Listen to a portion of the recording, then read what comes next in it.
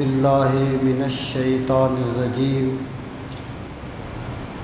بسم اللہ الرحمن الرحیم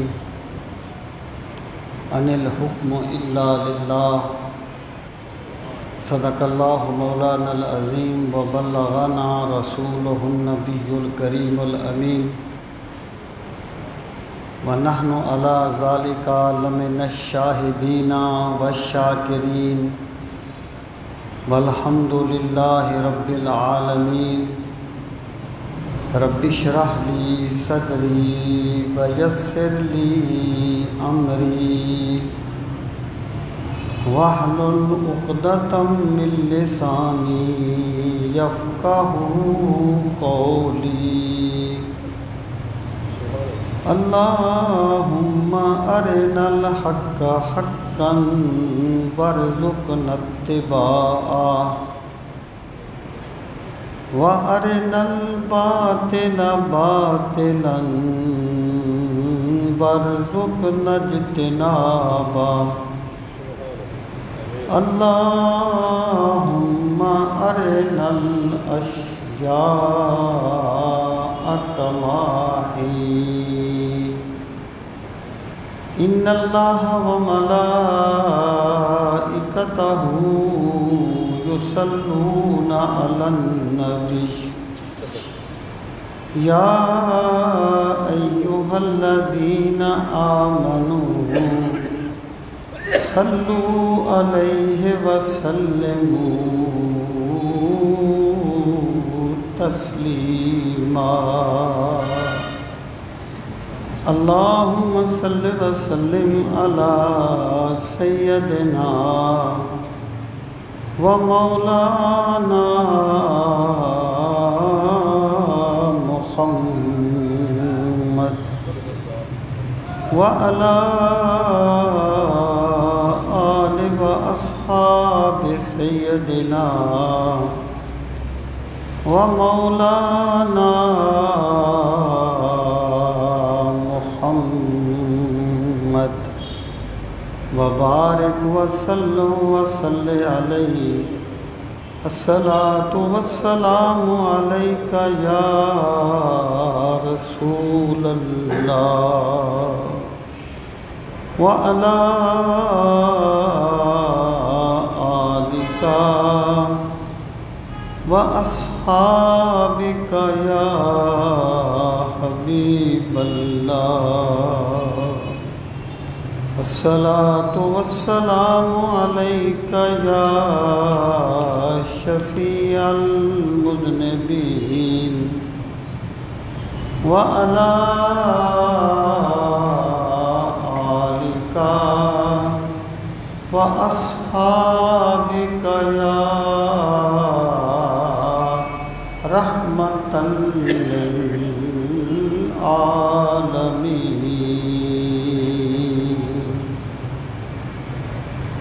انتہائی عزت و احترام کے لائق قابل صد تکریم معزز و محترم سامعین کرام، جمعۃ المبارک کے اس بابرکت موقع پر آج میں آپ کی خدمت میں جو گزارشات کرنا چاہتا ہوں ان کا عنوان ہے سیدنا ابن عباس رضی اللہ تعالی عنہ کا خوارج کے ساتھ مکالمہ اور اس کے متعلقات، یعنی سیدنا عبداللہ ابن عباس رضی اللہ تعالی عنہ نے خوارج کے ساتھ کیا گفتگو کی، انہوں نے کیا جواب دیا، اس سے خوارج کی سوچ اور ان کا جو رویہ تھا وہ اچھی طرح سمجھا جا سکتا ہے۔ اور پھر خوارج کے بارے میں رسول کریم صلی اللہ تعالیٰ علیہ وآلہ وسلم نے فرمایا کہ یہ ایک ایسا فتنہ ہے جو قیامت تک کسی نہ کسی روپ میں موجود رہے گا۔ آج کل کوئی بندہ اپنے آپ کو خارجی تو نہیں کہے گا، کوئی بندہ بھی یہ نہیں کہے گا کہ میں خارجی ہوں۔ جیسے ایک سنی ہے وہ اپنے آپ کو فخر سے سنی کہتا ہے، کوئی شیعہ ہے وہ اپنے آپ کو شیعہ کہتا ہے، کوئی بندہ اپنے آپ کو خارجی نہیں کہے گا، لیکن خوارج کی فکر اس میں پائی جائے گی۔ اگر ہم نے خوارج کی فکر کو سمجھ لیا تو عصر حاضر کے خارجیوں کو سمجھنا آسان ہو جائے گا۔ اور دوسری بات یہ ہے کہ میں اس نقطۂ نظر کی بھی مخالفت کرتا ہوں جس میں اپنے سے اختلاف رکھنے والوں کو کبھی رافضی کہہ دیا جاتا ہے، کبھی خارجی کہہ دیا جاتا ہے، کبھی ناسبی کہہ دیا جاتا ہے۔ یہ جو تمام فرقے ہیں ان کا ایک نقطۂ نظر ہے، ان کی ایک پہچان ہے۔ نہ تو اہل بیت سے محبت کرنے والا رافضی ہے، نہ صحابہ کرام سے محبت کرنے والا ناسبی ہے۔ رافضی وہ ہے جو صحابہ کرام پہ طعن کرتا ہے، ان کو برا بھلا کہتا ہے، ڈنکے کی چوٹ کہتے ہیں، اور ناسبی وہ ہیں جو اہل بیت پہ طعن کرتے ہیں، اہل بیت کو برا بھلا کہتے ہیں۔ ہم ان سب فرقوں کے شر سے اللہ کی پناہ مانگتے ہیں۔ تو خوارج جو تھے یہ کیا لوگ تھے، کیوں یہ پروموٹ ہوئے، کس لیے، ان کی سوچ کیا تھی، اور ان کی گمراہی کے اسباب کیا تھے، یہ تمام باتیں آپ کو ہمیں اس پس منظر میں کسی حد تک سمجھ آ سکتی ہیں اگر ہم ان کے اس مناظرے پر غور کریں جو سیدنا ابن عباس رضی اللہ تعالیٰ عنہ کے ساتھ ان کا ہوا تھا۔ سامعین محترم، پہلی بات یہ ہمیں سمجھنی چاہیے کہ خوارج تھے کون، یہ کون لوگ تھے۔ خوارج ایکچولی یہ قرآن کریم کے قاری تھے اور حافظ تھے اور عالم تھے، الا ماشاءاللہ۔ اور آپ کو یہ بات معلوم ہونی چاہیے کہ یہ جو ایسی تحریکیں ہوتی ہیں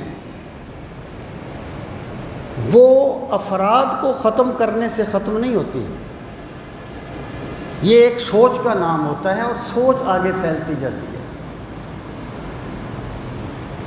یعنی فرض کریں ان کا کوئی مخصوص لباس ہے تو ضروری نہیں ہے کہ اس مخصوص لباس میں ہی بندہ ان کا حامی ہوگا۔ عین ممکن ہے اس کا لباس بالکل مختلف ہو لیکن وہ ان کا حامی ہو۔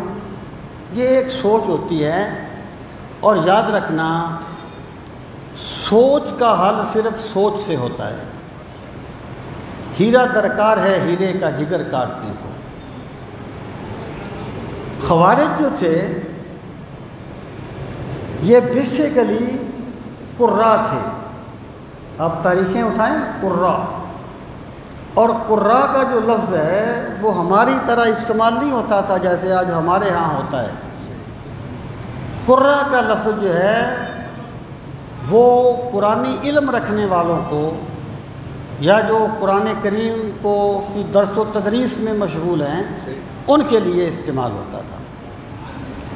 واضح رہے کہ ایک قراء وہ تھے جو آپ کو جنگ صفین کے تناظر میں ملیں گے، جنہوں نے بڑی اچھی نیت کے ساتھ دونوں لشکر جو ہیں وہ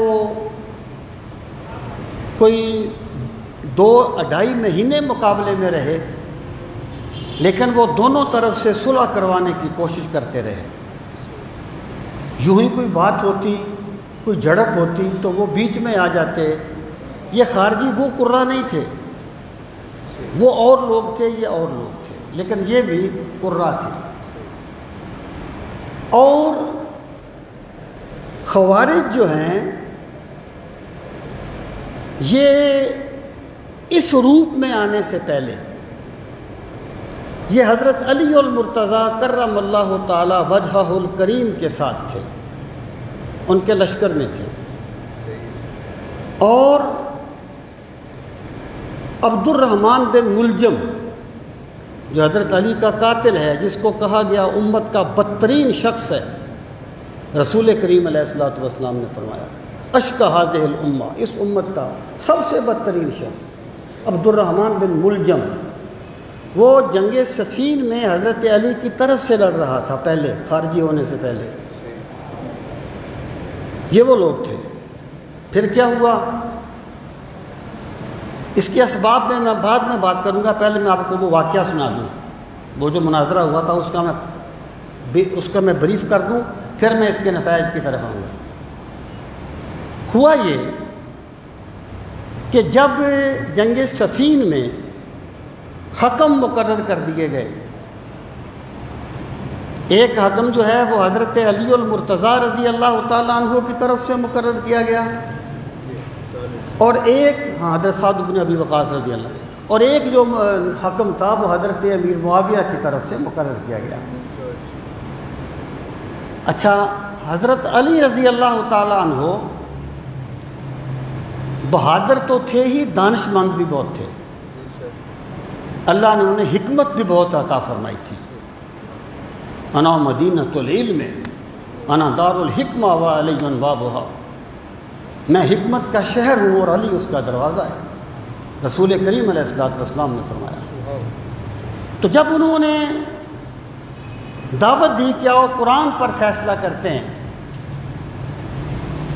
تو یہ جو لوگ تھے نا خوارج، جو بعد میں خوارج بنے، انہوں نے حضرت علی سے کہا کہ آپ کو ان کی دعوت قبول کرنی چاہیے۔ آپ نے فرمایا یہ جنگی تدبیر ہے، یہ ایک جنگی تدبیر ہے، آپ اس کو اتنا سادگی سے نہ لیں۔ انہوں نے کہا نہیں، آپ اس کو قبول کریں ورنہ ہم آپ کو بھی حضرت عثمان کے پاس پہنچا دیں گے۔ یعنی یہ وہ لوگ تھے جو حضرت علی رضی اللہ تعالیٰ عنہ کرم اللہ تعالیٰ وجہہ الکریم پر اپنی طرف سے ایک اثر ڈال رہے تھے کہ تم اس کو قبول کرو۔ حضرت علی المرتضیٰ رضی اللہ تعالیٰ عنہ نے لشکر اپنے یعنی وہ ایک اختلاف سے بچنے کے لیے یا باہمی انتشار سے بچنے کے لیے ان کی دعوت کو قبول کر لیا، حکم مقرر ہو گئے۔ اب ان میں ایک بندہ تھا، آپ یہ بات یاد رکھیں، یہ لوگ اپنے نظریات میں اتنے سخت تھے کہ انہیں کوئی پرواہ نہیں تھی، ہماری جان جاتی ہے تو بچتی ہے۔ حضرت علی المرتضیٰ رضی اللہ تعالیٰ عنہ کے مقابلے میں جب آپ نے بعد میں ان سے نہروان کے مقام پر جنگ لڑی ہے تو 6 یا 7 بندے بچے تھے، باقی سارے قتل کر دیے گئے تھے، ایک بندہ بھی ان میں سے بھاگا نہیں تھا میدان کو چھوڑ کے۔ یہ خوارج تھے۔ بہرحال جب آپ نے حکم مقرر کر لیے تو ان میں سے ایک بندے نے کہا کہ کہنے لگا دیکھو اللہ تعالیٰ تو یہ فرماتا ہے ان الحکم الا للہ،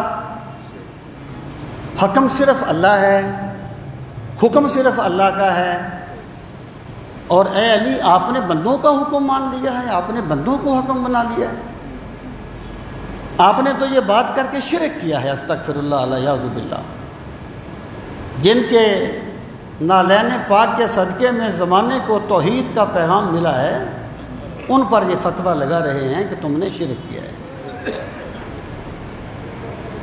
تو حضرت علی المرتضیٰ رضی اللہ تعالیٰ عنہ جب صفین کے بعد کوفہ میں آ گئے، آپ خطبہ دے رہے تھے، ایک خارجی اٹھ کے کھڑا ہو گیا، اس نے کہا جی آپ ہمیں تو یہ کہتے ہیں جبکہ آپ نے تو استغفر اللہ ایسا کام کیا ہے جو توحید کی منافی ہے۔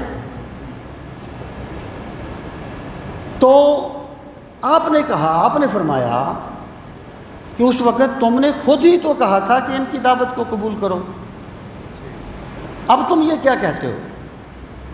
کہنے لگے حکم مقرر کرنے کا مشورہ دے کے ہم نے کفر کیا تھا، ہم نے توبہ کر لی ہے۔ اور آپ جانتے ہیں اگر بندہ کفر اختیار کر لے، 100 سال اس نے عبادت کی ہے، ایک لمحے کے لیے وہ کافر ہو جائے، اس کے 100 سال کے اعمال برباد ہو جاتے ہیں۔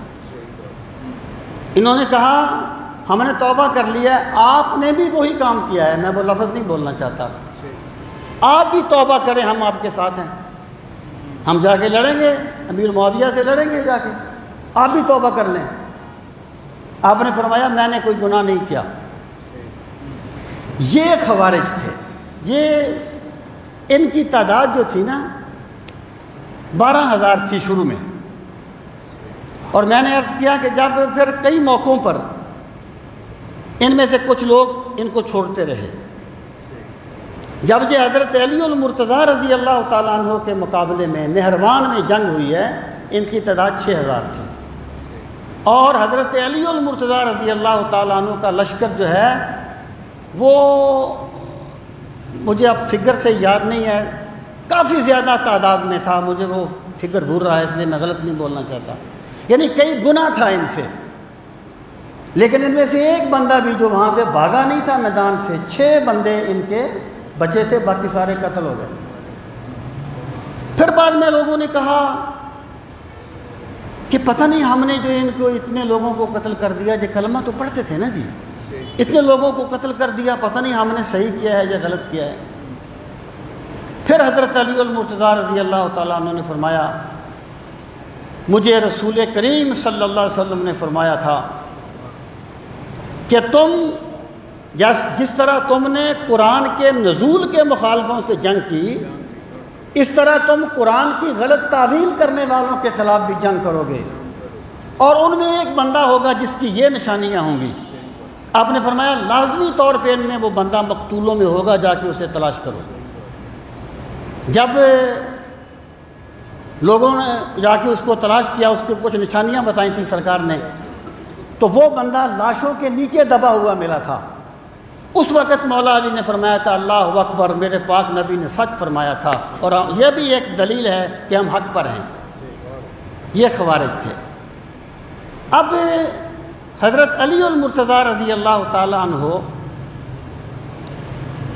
کی جو شخصیت ہے نا، آپ انہیں جس بھی رنگ سے دیکھیں گے، جس بھی پہلو سے دیکھیں گے، آپ کو عظمت کا آسمان نظر آئے گا۔ حضرت علی المرتضیٰ رضی اللہ تعالیٰ عنہ نے ان کو سمجھانے کے لیے ان کے پاس بڑے بندے بھیجے، ان کے پاس حضرت ابو ذر غفاری کو بھیجا، اور بھی بڑے، ان کی پھر شرارتیں بہت بڑھ گئی تھیں۔ یعنی یہ جنگ صفین کے بعد جب پھیلے ہیں علاقوں میں، دیکھیں نا یہ ہوتا کیا ہے کہ 15-20 بندے ہوں اور وہ مرنے مارنے پہ تلے ہوئے ہوں، تو وہ بڑے بڑے لوگ ان سے ڈر جاتے ہیں۔ اور وہ ایسا بھی دور نہیں تھا جیسے آج کل ایجنسیاں ہیں، سیکورٹی کے انتظامات ہیں، یہ دور بھی نہیں تھا۔ وہ بندے کو پکڑتے تھے، کہتے تھے یہ جو حکم مقرر کیے گئے ہیں یہ فیصلہ صحیح تھا یا غلط تھا؟ وہ کہہ دیتا صحیح تھا، کہتے چلے جاؤ۔ وہ کہتا فیصلہ صحیح تھا، اس کو قتل کر دیتے تھے۔ وہ کہتا فیصلہ غلط تھا، کہتے تھے چلے جاؤ۔ ایک صحابی حضرت عبداللہ اپنی زوجہ کے ساتھ، اپنی بیوی کے ساتھ آ رہے تھے، اور ان کی بیوی حاملہ تھی۔ انہوں نے پکڑ لیا، کہنے لگے حضرت علی کی تکفیر کر۔ حضرت علی نے حکم بنا کے استغفر اللہ کفر کیا ہے، تو ان پر یہ حکم لگا۔ انہوں نے فرمایا میں نہیں کہتا، وہ سرکار کے ویر ہیں، بھائی ہیں سرکار کے، سرکار نے انہیں دنیا اور آخرت میں اپنا بھائی قرار دیا ہے۔ ان کی یہ عظمتیں ہیں، میں نہیں کرتا۔ اس کو قتل کر دیا، اس صحابی کو قتل کر دیا، اور پھر ان کی بیوی کا پیٹ چاک کیا، بچے کو نکال کے مار دیا۔ یہ وہ لوگ تھے۔ اسی واقعہ کے بعد آپ ان کی سوچ کا اندازہ لگائیں، اسی واقعہ کے بعد ایک خارجی نے ایک کھجور پڑی ہوئی تھی، اس نے اٹھا کے صاف کر کے کھا لی۔ اسے کہتے ہیں یہ جو تم نے کھجور کھائی ہے یہ تیری ملکیت تو نہیں تھی، پتہ نہیں کس کی تھی، تو نے کیوں کھائی ہے، تو نے کسی کا حق کیوں مارا ہے؟ اس کو بھی قتل کر دیا۔ یعنی ان کے نزدیک ایک میدان میں پڑی ہوئی کھجور کھا لینا تو جرم تھا، لیکن صحابی رسول کو قتل کر دینا یا عام انسانوں کو قتل کر دینا کوئی جرم نہیں تھا۔ جن لوگوں نے بھی قتل کو ہلکا سمجھا ہے نا، ایکچولی وہ خوارج کی فکر ہے، خوارج کا تسلسل ہے۔ تو جب ان لوگوں کی سازشیں اس طرح بڑھ گئیں تو حضرت علی المرتضیٰ رضی اللہ تعالیٰ عنہ آپ دوبارہ شام کی طرف حملہ آور ہونا چاہتے تھے، کیونکہ حکمین سے وہ کچھ حاصل نہیں ہوا تھا جو ہونا چاہیے تھا، اور حکمین کسی نتیجے پر نہیں پہنچے تھے۔ یہ تاریخی باتیں ہیں، میں دانستہ بہت سی باتیں چھوڑ رہا ہوں کیونکہ ان پر پھر مجھے بڑی بڑی بحث کرنی پڑے گی اور میرا مقصود رہ جائے گا۔ لیکن پھر آپ نے سوچا کہ پہلے ان سے نپٹا جائے، بعد میں پھر شام کی طرف جائیں گے۔ اب جناب یہ لوگ 12,000 کی تعداد میں حضرت علی المرتضیٰ رضی اللہ تعالی عنہ سے جنگ کرنے کے لیے گئے۔ حضرت ابن عباس رضی اللہ تعالیٰ عنہ سرکار کے وہ صحابی ہیں جن کا شمار عالم صحابہ میں ہوتا ہے۔ یہ جو 4 عبداللہ نام کے صحابی ہیں نا، عبداللہ بن عباس، عبداللہ بن عمر اور عبداللہ ابن مسعود، عبداللہ بن عمر، یہ 4 کے 4 صحابیوں کو عبادلہ اربع کہا جاتا ہے۔ 4 عبداللہ نام کے صحابی، یہ بہت صاحب علم لوگ تھے، یعنی سرکار کے سارے صحابہ الحمدللہ بہت کو جانتے تھے، لیکن یہ جو 4 ہیں فقہی میدان میں بالخصوص ان کا ایک بڑا مرتبہ تھا۔ یعنی جو آپ یوں کہیں کہ خلفائے راشدین کے بعد یا جو اہل بیت کے افراد ہیں ان کے بعد یہ ان کا اس طریقے سے ایک خاص مقام تھا۔ اور حضرت عبداللہ ابن عباس وہ ہیں کہ جن کے بارے میں رسول کریم صلی اللہ تعالی علیہ وسلم نے یہ دعا مانگی تھی، اللہم علمہ التأویل،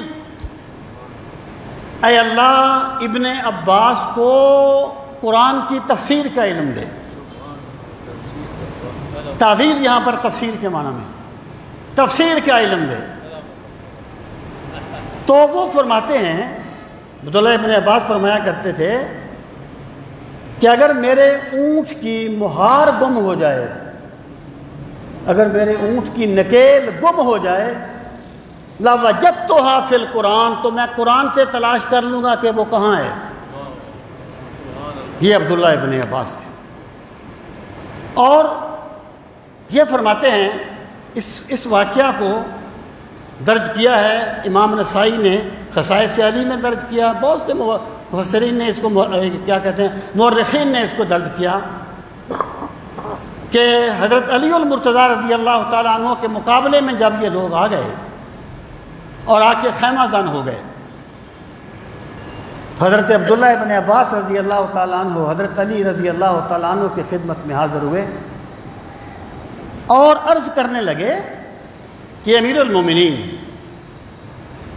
اگر آپ اجازت دیں تو میں ذرا ان سے بات نہ کروں؟ دیکھیں، ایک میں بات عرض کروں، دلیل بہت بڑی طاقت ہوتی ہے۔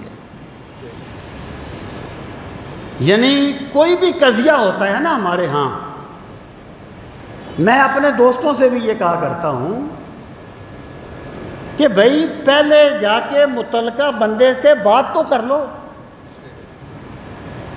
اگر آپ کے مذاکرات کامیاب نہ ہوں پھر آپ اگلے مرحلے پہ جائیں نا. اس سے تو پوچھا ہی نہیں جاتا.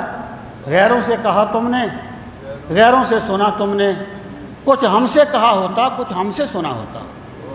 آپ اصلی بندے سے بات تو کر لیں. تو حضرت علی المرتضیٰ رضی اللہ تعالیٰ عنہ نے, جیسا کہ میں نے پہلے عرض کیا, کئی صحابہ کرام کو ان کے پاس بھیجا تھا ان سے بات کرنے کے لیے, تو ایک ہی بات پہ ڈٹے ہوئے تھے کہ استغفر اللہ, حضرت علی رضی اللہ تعالیٰ عنہ نے حکم مان کے یہ جرم کیا ہے, اس سے توبہ کریں, ہم ان کے ساتھ ہیں. آپ فرماتے تھے نہیں, ایسا نہیں ہے. تو حضرت ابن عباس رضی اللہ عنہ فرماتے ہیں کہ میں نے حضرت علی رضی اللہ تعالیٰ عنہ سے عرض کیا آپ مجھے اجازت دیں تو میں ان سے جا کے مذاکرات نہ کروں. آپ نے فرمایا ٹھیک ہے تم مذاکرات کر سکتے ہو. یعنی حضرت علی المرتضیٰ رضی اللہ تعالیٰ عنہ آخر حد تک یہ چاہتے تھے کہ قتال نہ ہو, یہ خون خوریزی نہ ہو, آخر دم تک آپ یہ چاہتے تھے. تو حضرت ابن عباس نے عرض کیا آپ ذرا ظہر کی نماز کو ٹھنڈا کر کے پڑھیں, میں ان سے مذاکرات کرتا ہوں. اب حضرت ابن عباس چلے گئے. حضرت ابن عباس رضی اللہ تعالیٰ عنہ نے بڑا خوبصورت ایک جبہ پہنا ہوا تھا, اور اللہ نے انہیں قرآن کا علم دیا تھا. پیر صاحب قبلہ فرمایا کرتے تھے, کسی روایت کا مفہوم ہوگا, مجھے وہ روایت ملی نہیں ہے اس لیے میں اس حوالے سے ذکر نہیں کر رہا. فرماتے تھے جس کو اللہ نے قرآن کا علم دیا اور وہ کسی دنیا دار کے سامنے احساس کمتری میں مبتلا ہو گیا, اس نے قرآن کی بے قدری کی ہے, اس نے نعمت قرآن کی قدر نہیں کی. تو حضرت ابن عباس کو اللہ نے علم دیا تھا. چلے گئے, انہوں نے دیکھا, کہنے لگے بڑا خوبصورت جوڑا پہن کے آئے ہو. یعنی انہوں نے تان کیا کہ ایک مومن کو کیا غرض و غایت ہے ان خوبصورت کپڑوں سے. حضرت ابن عباس نے فرمایا میں تمہارے پاس اس ذات کی طرف سے آیا ہوں جسے رسول کریم علیہ الصلوۃ والسلام نے دنیا اور آخرت میں اپنا بھائی قرار دیا تھا, اور میں ان لوگوں کی طرف سے آیا ہوں جنہوں نے سرکار کی زیارت کا شرف پایا ہے, اور تم میں سے کسی کو بھی یہ سعادت نہیں ملی. اور میں ان لوگوں کی طرف سے آیا ہوں جنہوں نے قرآن کو نازل ہوتے ہوئے دیکھا ہے. تو تم یہ کہتے ہو یہ تم نے بڑے اعلیٰ کپڑے پہنے ہوئے ہیں. فرمانے لگے میں نے رسول کریم صلی اللہ تعالی علیہ وسلم کو خوبصورت یمنی جبہ پہنے ہوئے دیکھا ہے, تم میرے جبے پہ اعتراض کیسے کر سکتے ہو. اور پھر آپ نے فرمایا کل من حرم زینت اللہ التی اخرج لعبادہ والطیبات من الرزق. اے میرے نبی صلی اللہ علیہ وسلم فرما دیں کس نے حرام کیا ہے اللہ کی زینت کو. مراد یہ ہے کہ دنیا کی زینت اللہ نے منع نہیں کی, اللہ کا مطالبہ یہ ہے خوبصورت لباس پہنو لیکن دل میں تکبر نہ آئے, بہترین سواری استعمال کرو لیکن دل میں تکبر نہ آئے. درویش صفت دار و کلاه تتری دار, درویش مزاج بن جا بے شک تو سر پہ ترکی ٹوپی پہنا کر. ان کے پاس اس بات کا کوئی جواب نہیں تھا. یہ خوارج کا علم سطحی تھا, سطحی. ان کی شدت کا سبب بھی یہ تھا جو بندہ صرف ایک طرف کو دیکھتا ہے دوسرے کے دلائل سے واقف نہیں ہوتا, اس کے مزاج میں بہت شدت ہوتی ہے. اور جو بندہ جس کا علم وسیع ہوتا ہے اس میں اعتدال آ جاتا ہے. ان کا علم بڑا سچی تھا, سمجھتے تو یہی تھے نا ہم نے قرآن کو سمجھا ہے, علی کو کیا خبر استغفر اللہ قرآن کیا ہے, سمجھتے تو یہی تھے. لیکن ان کا علم اتنا سچی تھا کہ یہ ایک بھی دلیل کا توڑ نہیں کر سکتے تھے۔ جیسے آج کل نہیں کچھ لوگ کسی ایک کتاب سے حدیث پڑھ لیتے ہیں اور پھر اس کو لے کے بیٹھ جاتے ہیں، انہیں نہیں پتا کہ یار اگر اس کتاب میں یہ آئی ہے، اس میں یہ بھی آئی ہے، اسی کتاب میں 2 حدیثوں کے بعد یہ حدیث بھی ہے۔ جو اماموں نے جو فیصلہ کیا ہے وہ تمام حدیثوں کو دیکھ کے کیا ہے۔ کوئی حدیث منسوخ ہوتی ہے، کوئی راویوں کے اعتبار سے کمزور ہوتی ہے، تم ایک چیز کو دیکھتے اسی پر حکم لگانا شروع کر دیتے ہو کہ جو ہم نے سمجھ لیا ہے وہ ابو حنیفہ کو سمجھ نہیں آیا۔ یہی تو خوارج کی سوچ ہے، یہی تو خارجیوں کی سوچ تھی کہ جو ہم نے سمجھ لیا ہے وہ کسی کو سمجھ نہیں آیا۔ تو حضرت ابن عباس رضی اللہ تعالیٰ عنہ فرماتے ہیں کہ میں نے دیکھا کہ وہ جو لوگ تھے نا، وہ راتوں کو اس قدر عبادت کرتے تھے کہ شب بیداریوں کی وجہ سے ان کے چہرے سیاہی مائل ہو رہے تھے، اور ان کے خیموں سے قرآن کی آوازیں پڑھنے کی صدائیں اس طرح بلند ہو رہی تھی جیسے شہد کی مکھیاں بیل بناتی ہیں۔ اور یہ جو بات ہے یہ ابو حنیفہ دینوری میں لکھی ہے، دینوری نے لکھی ہے الاخبار الطوال میں۔ ابو حنیفہ دینوری جو ہے، میرا غالب گمان تو ہے کہ یہ فلاں مسلک کا ہوگا لیکن مجھے کنفرم نہیں ہے، اس نے یہ لکھا ہے کہ جب حضرت علی رضی اللہ تعالیٰ عنہ شہید ہو گئے، عبد الرحمن بن ملجم کو گرفتار کر لیا گیا تھا۔ آپ نے فرمایا تھا کہ اگر میں زندہ رہا تو میں جو چاہوں گا اس کے ساتھ کروں گا، معاف کر دوں یا سزا دوں، اور اگر میں شہید ہو گیا تم اسے قصاص میں قتل کر دینا، لیکن ایک تلوار سے قتل کرنا، مطلب اذیت دے کے قتل نہیں کرنا کہ پہلے اس کے ہاتھ کاٹ دو پھر بازو کاٹو، نا، ایک تلوار سے قتل کرنا۔ تو جب اسے قتل کرنے لگے، حضرت جعفر تھے غالباً، اہل بیت کے کوئی شخص تھے، وہ اس کو قتل کر رہے تھے، تو اس کی زبان کاٹ دی، پہلے اس کے یعنی اس کی آنکھیں نکالی گئیں تو یہ خاموش بیٹھا رہا، پھر اس کا کہ اور عضو کاٹا گیا، پھر بھی یہ خاموش بیٹھا رہا۔ جب اس کی زبان کاٹی گئی تو یہ رو پڑا، تو کاٹنے لگے تو یہ رو پڑا۔ اس نے کہا کیوں روتے ہو، موت سے ڈر گئے ہو؟ اس نے کہا نہیں، مجھے موت کا کوئی خوف نہیں ہے۔ اس نے کہا یہ میں آپ کو بتا رہا ہوں خوارج کی سوچ کو۔ وہ کسی نے کہا تھا کہ میں نے تیرے ماتھے کا محراب تو دیکھ لیا تھا، میں نے دیکھا تھا محراب تیرے ماتھے کا، تیرے سینے میں چھپا بغض نہیں دیکھا تھا۔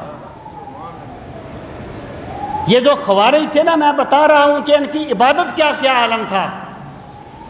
تو وہ کہنے لگا کہ میں اس لیے رویا ہوں کہ جب میری زبان کاٹ دی جائے گی تو میں قرآن کی تلاوت نہیں کر سکوں گا، اور میں نہیں چاہتا کہ میری زندگی میں کوئی بھی ایسا لمحہ آئے کہ میں قرآن کی تلاوت نہ کروں۔ یہ ان لوگوں کی عبادت کا حال تھا، اور سرکار نے فرما دیا تھا وہ لوگ ایسی نمازیں پڑھیں گے کہ تم اپنی نمازوں کو ان کے سامنے حقیر جانو گے، اور وہ قرآن کی تلاوت کریں گے لیکن قرآن ان کے حلق سے نیچے نہیں اترے گا، اور وہ دین سے ایسے نکل جائیں گے جیسے کمان سے تیر نکل جاتا ہے۔ یہ خوارج تھے۔ تو حضرت ابن عباس فرماتے ہیں میں نے انہیں کہا تم کیوں حضرت علی سے لڑنا چاہتے ہو، تمہیں کیا اختلاف ہے حضرت علی کے ساتھ؟ وہ ان کا دین میں اتنا بلند مقام ہے، ان کو رسول کریم علیہ الصلوۃ والسلام نے یہ بشارتیں دی ہیں، ان کے مناقب بیان کیے گئے قرآن و سنت میں، تم کیوں چاہتے ہو؟ کہنے لگے 3 باتیں، 3 باتوں کا ہمیں جواب دے دیں ہم واپس چلے جائیں گے۔ آپ نے فرمایا بولو کیا بات ہے؟ کہنے لگے پہلے آپ جانتے ہیں کہ جب حضرت علی رضی اللہ تعالیٰ عنہ نے جنگ جمل میں فتح پائی اور سیدہ عائشہ رضی اللہ تعالیٰ عنہ کی اونٹنی کی ٹانگیں کاٹ دی گئی تھیں، کیونکہ اس کے بغیر وہ جنگ ختم نہیں ہو رہی تھی۔ لیکن حضرت علی نے سیدہ عائشہ کی تعظیم میں کسر نہیں چھوڑی تھی، ان کا کجاوہ بھی زمین پہ نہیں گرنے دیا گیا تھا، اور پھر بڑے احترام کے ساتھ ان کو رخصت کیا تھا۔ اور معزز خاندانوں کی 30 خواتین کو سیدہ عائشہ کے احترام میں ان کے ساتھ بھیجا تھا، اور جب سیدہ عائشہ گئی تھی واپس تو حضرت علی پیدل چل کے ان کے ساتھ ان کے احترام میں گئے تھے، کیونکہ وہ ام المومنین تھی۔ اختلاف تھا، حضرت علی حق پر تھے، لیکن حضرت علی رضی اللہ تعالیٰ عنہ نے کبھی اپنے مقابلے میں ان جنگ صفین اور جنگ جمل میں اپنے مقابلے میں آنے والوں کو کبھی کافر نہیں کہا تھا، کبھی ان پر کوئی ایسا حکم نہیں لگایا تھا۔ یہ ایک الگ بات ہے، میں ادھر نہیں جانا چاہتا۔ تو خوارج کا اعتراض یہ تھا، انہوں نے کہا دیکھو جب یہ جنگ ختم ہوئی نا تو حضرت علی المرتضیٰ رضی اللہ تعالیٰ عنہ نے فرمایا کہ کسی کو قیدی نہیں بنایا جائے گا، قیدی نہیں بنایا جائے گا، اور جو نکلے گا اس کا تعاقب نہیں کیا جائے گا۔ اور جب نماز جنازہ پڑھی گئی تو حضرت علی المرتضیٰ رضی اللہ تعالیٰ عنہ نے دونوں طرف کے شہداء کی نماز جنازہ پڑھی۔ اب ان کا اعتراض کیا تھا خارجیوں کا؟ خارجی کہتے تھے کہ تم نے جنگ جمل میں لوگوں کو قیدی کیوں نہیں بنایا، انہیں غلام کیوں نہیں بنایا؟ اگر انہیں غلام بنانا صحیح نہیں تھا تو ان سے جنگ کرنا کیسے صحیح ہو گیا؟ ان سے جنگ کیوں کی تھی پھر آپ نے؟ انہیں قیدی کیوں نہیں بنایا؟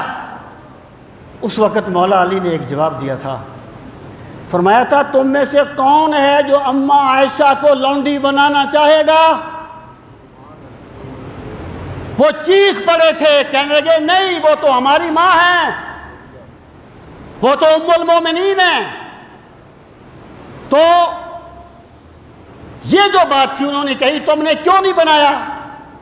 تو حضرت ابن عباس رضی اللہ تعالیٰ عنہ فرماتے ہیں کہ میں نے کہا مجھے بتاؤ کیا تم میں سے کوئی حضرت عائشہ کو لونڈی بنانا چاہے گا کہ وہ مخالف لشکر سے تھیں اور تم نے ان کو پکڑ لیا ہے؟ انہوں نے کہا نہیں۔ انہوں نے کہا تو پھر جب تم حکم بدل رہے ہو تو پھر مولا علی نے حکم بدل دیا تو کیا ہوا؟ کہنے لگے ہاں یہ تو تمہاری بات ٹھیک ہے۔ کہنے لگے ہمارا دوسرا اعتراض سنیں۔ کہنے لگے کہ حضرت علی رضی اللہ تعالیٰ عنہ نے اپنے نام سے امیر المومنین کا لقب مٹا دیا تھا، جب معاہدہ ہوا تھا نا امیر المومنین کا لقب مٹا دیا تھا۔ یہ خارجیوں کی بات ہے، میں کہنا تو نہیں چاہتا لیکن مجھے واضح کرنے کے لیے کہنا پڑے گا۔ انہوں نے کہا کہ اگر حضرت علی مومنوں کی امیر نہیں تھے تو کیا استغفر اللہ علیہ وہ کافروں کے امیر تھے؟ خارجیوں نے کہا اگر وہ مومنوں کے امیر نہیں تھے، امیر المومنین کا لفظ جو مٹا دیا، تو کیا وہ کافروں کے امیر تھے؟ حضرت ابن عباس فرماتے ہیں میں نے کہا ذرا ٹھہر جاؤ، تمہیں پتہ ہے جب صلح حدیبیہ کا معاہدہ لکھا جا رہا تھا تو معاہدہ لکھنے والے حضرت علی المرتضیٰ تھے رضی اللہ تعالیٰ عنہ، حضرت علی المرتضیٰ تھے رضی اللہ تعالیٰ عنہ۔ جب لکھا کہ یہ معاہدہ محمد الرسول اللہ اور قریش کے درمیان ہے تو سہیل بن عمر جو قریش کی طرف سے سفیر تھا، بعد میں مسلمان ہوئے تھے، بڑا ذہین آدمی تھا، اس نے کہا کہ اس معاہدے پر تو ہم دونوں کے دستخط ہوں گے، اگر اوپر رسول اللہ لکھا ہو اور نیچے ہم دستخط کر دیں پھر تو بات ہی ختم ہو گئی۔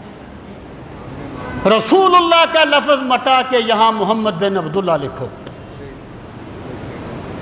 سرکار نے فرمایا اے علی مٹا دے رسول اللہ کے لفظ کو، مٹا دے اس کو۔ یہ حضرت علی کی محبت کا ایک والہانہ انداز تھا۔ عرض کی لا امحوہ ابدا، میرے آقا کبھی نہیں مٹاؤں گا۔ دیکھیں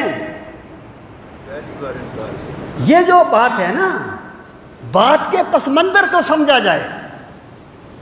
یہ جو انکار تھا یہ سرکشی کی وجہ سے نہیں تھا، یہ محبت کی بنیاد پر تھا، یہ محبت کی بنیاد پر تھا۔ یہ لوگ جو اس پہ سغرے کبرے ملاتے ہیں کہ سرکار نے فرمایا تھا کاغذ قلم لاؤ، سرکار کی ہر بات وہی ہوتی ہے تو نہیں لائی گئی تو پھر کیا ہوا، پھر یہ ہوا، پھر وہ ہوا، بھائی وہ بھی اسی پس منظر میں سمجھ لیں، وہ بھی بات اسی پس منظر میں سمجھ لیں۔ پہلی بات تو یہ تھی کہ سرکار نے کسی ایک بندے کو نہیں کہا تھا کہ کاغذ قلم لاؤ، وہاں جمع کا سیکھا تھا، اے تو ہو تم لاؤ میرے پاس۔ تو کسی ایک بندے کو اس کا مجرم کیوں بنایا جاتا ہے؟ اور وہ ایک بندہ اتنا بہادر تھا کہ سارے اس سے ڈر گئے تھے جو نہیں لے کے آئے۔ اصل بات یہ تھی، میں نے اس کو بڑی مثالوں سے واضح کیا ایک جگہ پر، ایک کتاب میں نے کہا دیکھو ایک استاد بیمار ہے، ایک مسئلہ مشکل ہے، شاگرد بیٹھے کوشش کر رہے ہیں، ان کو سمجھ نہیں آ رہا، استاد کہتا ہے مجھے کتاب دو میں تمہیں بتاتا ہوں اس کا کیا حل ہے۔ شاگرد کہتے ہیں نہیں حضرت آپ آرام کریں، آپ نے ہمیں جو تعلیم دی ہے نا اس کے صدقے میں ہم اس بات کو سمجھ لیں گے۔ تو یہ جو انکار ہے نا ان کا، یہ سرکشی نہیں ہے، یہ محبت کی بنیاد پر ہے، احترام کی بنیاد پر ہے۔ اس وقت سیدنا عمر کا موقف یہ تھا کہ سرکار کی طبیعت مبارک ناساز ہے، سرکار نے ہمیں جو علم دیا ہے ہم اس کے مطابق ان باتوں کو سمجھ لیں گے۔ اور وہ باتیں آپ نے بعد میں وربلی بیان بھی فرما دی تھی۔ اور سرکار کا انتقال سوموار کو ہوا جو جمعرات کے دن کا واقعہ ہے یار۔ اگر کوئی دیکھیں کتنا بڑا، اگر یہ کہا جائے کہ رسول کریم علیہ السلام کوئی فرض بات لکھوانا چاہتے تھے جو دین میں فرض ہے، اصول دین میں سے ہے، تو پھر مجھے بتایا جائے کیا تم یہ کہنا چاہتے ہو کہ سرکار نے لوگوں سے ڈر کے ایک فرض بات کو نہیں لکھوایا؟ یار کتنا بڑا بہتان تم باندھتے ہو اللہ کے رسول کی ذات پر۔ تو میں یہ کہنا چاہتا ہوں کہ یہ جو بات ہوتی ہے نا اس کو پس منظر میں سمجھا جائے۔ تو آپ نے فرمایا، حضرت ابن عباس فرماتے ہیں میں نے کہا کہ دیکھو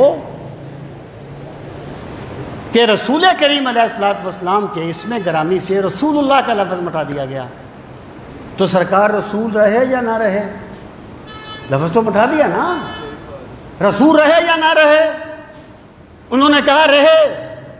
کہا اگر حکمت کی وجہ سے رسول کریم علیہ السلام خود رسول اللہ کا لفظ مٹا دیں تو وہ رسول رہتے ہیں، اگر حضرت علی اپنے نام سے حکمت کی وجہ سے امیر المومنین کا لفظ مٹا دیں تو وہ امیر المومنین کیوں نہیں رہتے؟ انہوں نے کہا بالکل ٹھیک ہے آپ کی بات۔ ان کے پاس، میں بار بار کہہ رہا ہوں، ان کا علم سطحی تھا، ان کے علم میں گہرائی نہیں تھی، اور جتنا آپ کو فساد نظر آتا ہے یہ سطحی علم کا نتیجہ ہے، گہرے علم کا نتیجہ نہیں ہے۔ آپ نے فرمایا اور بات کہو، اور تمہارا تیسرا اعتراض کیا ہے؟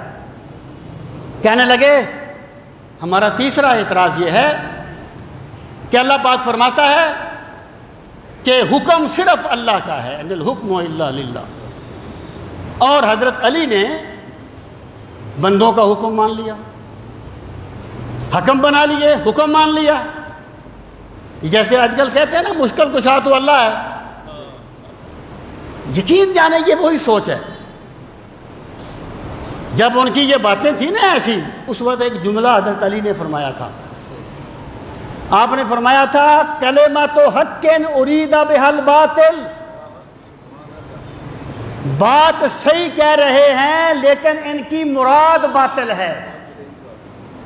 مطلب کیا ہے؟ حکم تو اللہ کا ہی ہے، لیکن اللہ خود آ کے کرسی صدارت پہ بیٹھ کے فیصلے نہیں کرتا، اللہ کے فیصلے کوئی بندہ ہی نافذ کرتا ہے۔ جو لوگ کہتے ہیں نا اللہ کے سوا کوئی داتا نہیں، کوئی خواجہ نہیں، وہ اللہ کی توحید نہیں بیان کر رہے ہوتے، داتا پہ تان کر رہے ہوتے ہیں، خواجہ پہ تان کر رہے ہوتے ہیں۔ یہ ہے کلمۃ حق ارید بہا الباطل، یہ ہے خارجیوں کی سوچ۔ تو انہوں نے کہا کہ انہوں نے حکم بنا لیا، آپ نے فرمایا ٹھہر جاؤ۔ پھر آپ نے قرآن مجید کی 2 آیات سے استدلال کیا۔ کہنے لگے، آپ نے فرمایا کہ دیکھو اللہ تعالیٰ نے فرمایا کہ اگر محرم احرام والا بندہ جس نے احرام باندھا ہو کوئی جانور شکار کر لے تو وہ اس کے بدلے میں صدقہ دے گا، اس کے بدلے میں وہ ذبح کر، مثلا فرض کریں اس نے ہرن کا شکار کر لیا ہے تو اس کے قد کاٹ کا کوئی جانور وہ ذبح کرے گا فدیہ کے طور پر یا اس کے کفارہ کے طور پر۔ تو وہاں اللہ پاک فرماتا ہے اگر تم نے ایسا کر دیا تو فیصلہ اب کرنا ہے کہ بھئی کس جانور کو اس کے بدلے میں دیا جائے گا۔ تو وہاں یہ الفاظ آتے ہیں کہ وَلْيَحْكُمْ ذَوَوْا عَدْلٍ مِّنْكُمْ، کہ تم میں سے دو عادل بندے حکم بن جائیں گے اور وہ فیصلہ کریں گے۔ آپ نے فرمایا مجھے بتاؤ خرگوش مر جائے تو حکم مقرر ہو سکتے ہیں، امت کا فساد ختم کرنے کے لیے حکم نہیں مقرر ہو سکتے؟ آپ نے فرمایا پھر سنو، اللہ پاک نے قرآن مجید میں فرمایا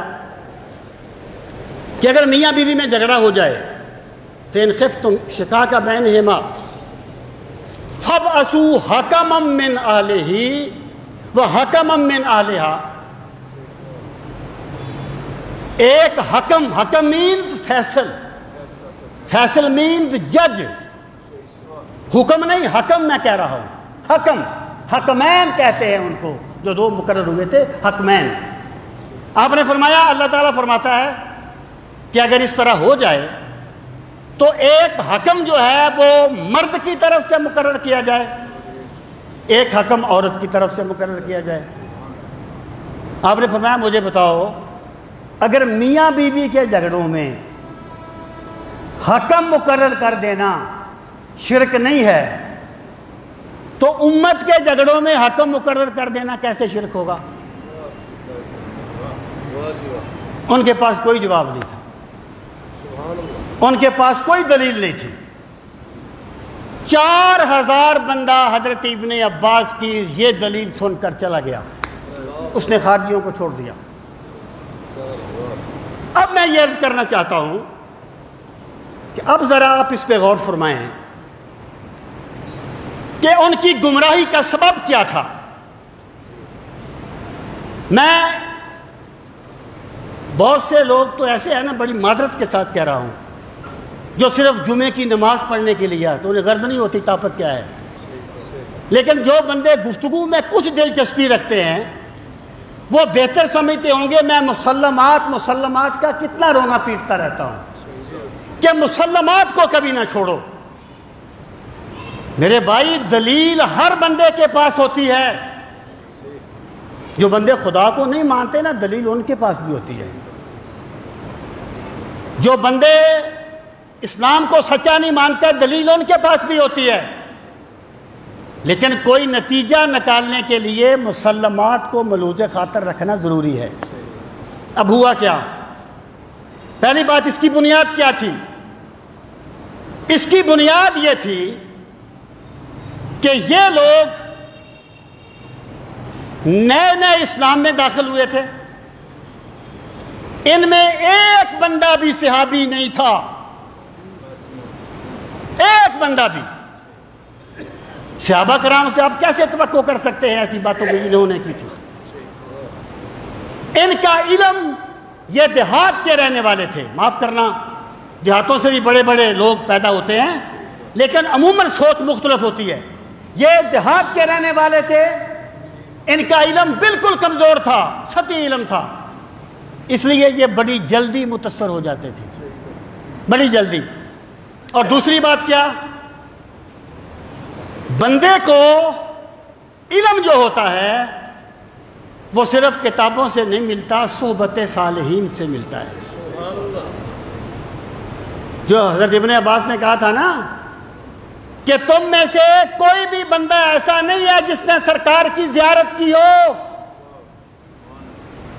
اور یہ وہ ہیں میں جن کی طرف سے آیا ہوں انہوں نے سرکار مدینہ کی زیارت کی ہے، وہ صحابہ ہیں، وہ مولا علی ہیں جو سرکار کے دنیا اور آخرت میں بھائی ہیں، اور جن کے بارے میں فرمایا گیا اے علی تجھے مجھ سے وہی نسبت ہے جو ہارون کو موسیٰ علیہ السلام کے ساتھ تھی۔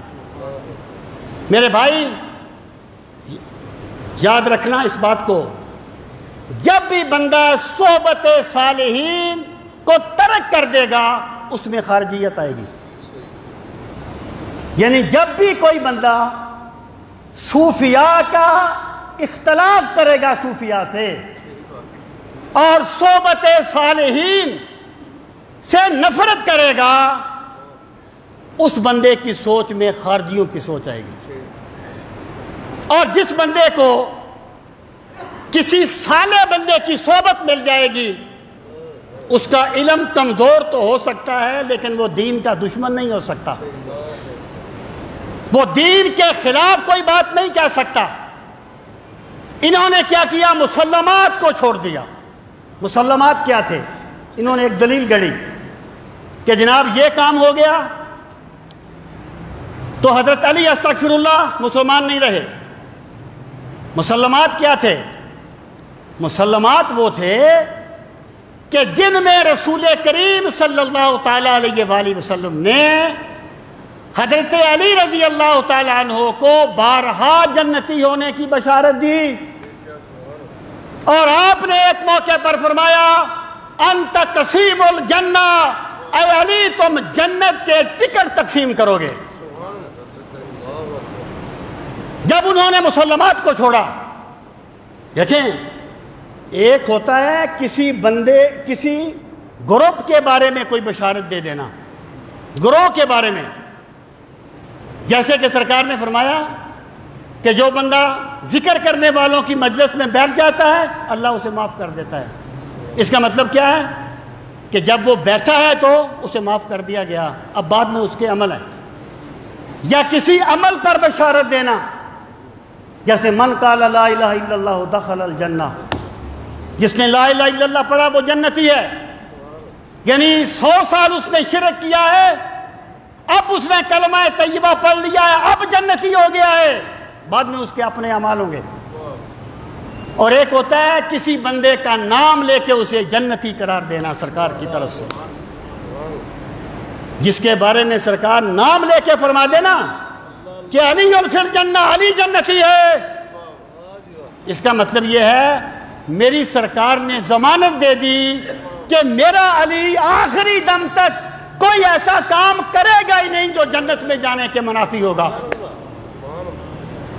انہوں نے مسلمات کو چھوڑ دیا تھا، یہ ان کی گمراہی کا اسباب تھا. دلیل تو ہر کسی کے پاس ہوتی ہے.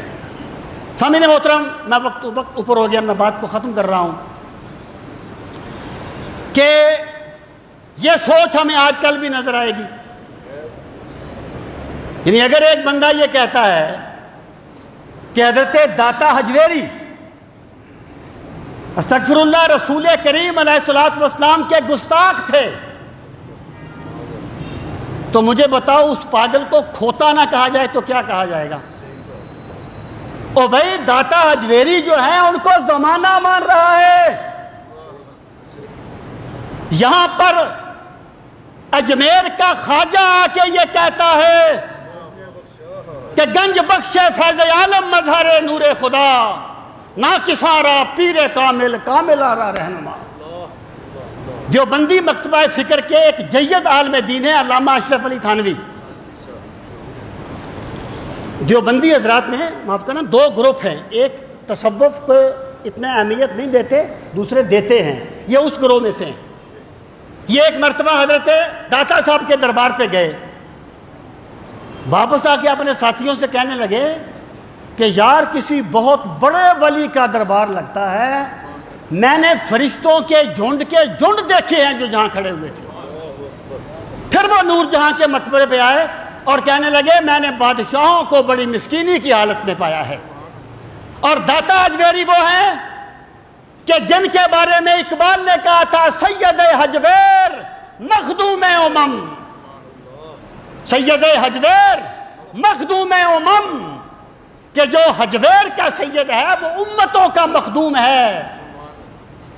اور جس عبارت کو لیا جاتا ہے، پہلی بات تو یہ ہے کہ حضرت کشف المحجوب کو آپ نے نہیں پڑھی، کشف المحجوب کو دنیا پڑھتی آئی ہے. اور اہل دل یہ کہتے ہیں کہ جس کا کوئی شیخ نہ ہو وہ کشف المحجوب کو پڑھے، اللہ اس کی رہنمائی فرمائے گا۔ وہ جو خاتون مسلمان ہوئی تھی جو 17 زبانیں جانتی تھی، اس سے کسی نے پوچھا کیسے مسلمان ہوئی ہے؟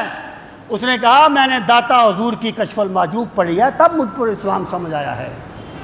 یہ ہے کشف المحجوب اور یہ ہے داتا صاحب۔ اس کو تو حضرت شاہ رکن عالم اور کون کون سے ہمارے بڑے بڑے اولیاء ہیں جس کو اپنا ایک رہبر کے طور پہ پڑھتے رہے، اور جس چیز کو دلیل بنایا جاتا ہے وہ تو داتا صاحب کسی اور کا موقف بیان کر رہے ہیں، داتا صاحب کا تو موقف ہی نہیں ہے۔ تو میں یہ کہنا چاہتا ہوں یہ خارجیت کی سوچ ہے جو مسلمات کو چھوڑ دیتے ہیں۔ داتا حضور اپنی تائید کے لیے میرے یا آپ کے محتاج نہیں ہیں، انہیں رب نے نواز دیا ہے۔ وہ جو فرمایا نا، میں کبھی کبھی ویسے ایک جملہ مجھے یاد آتا ہے، آپ جانتے ہیں داتا صاحب کی اولاد نہیں تھی، انہوں نے شادی کی یا نہیں کی وہ ایک الگ بات ہے، ان کی اولاد بہرحال نہیں۔ میں سوچتا ہوں میں سوچتا ہوں کہ داتا صاحب نے کبھی رات کے پچھلے پہر کہا ہوگا کہ مالک اولاد تو ہے کوئی نہیں، بعد میں تو نام مل جائے گا، تو میرے رب نے مسکرا کے فرمایا ہوگا حجویری تو نے ہمارے ذکر کے گن گائے ہیں نا، قیامت تک دنیا تیری برکت کو سلام کرتی رہے۔ آپ کسی وقت بھی چل جائیں آپ کو جن نظر آئیں گے داتا صاحب کے نام۔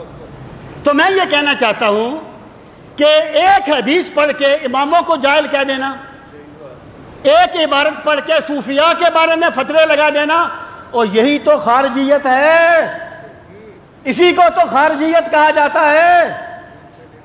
ایک بندے کو ماضی کی گردان نہ آئے اور وہ کہے کہ جو میں جانتا ہوں وہ ابو حنیفہ نہیں جانتے تھے، یہی تو خارجیت ہے۔ اللہ تعالی ہم سب کو دین کا فہم صحیح نصیب فرمائے۔ وما علینا الا البلاغ المبین۔ جن حضرات نے سنتے ہیں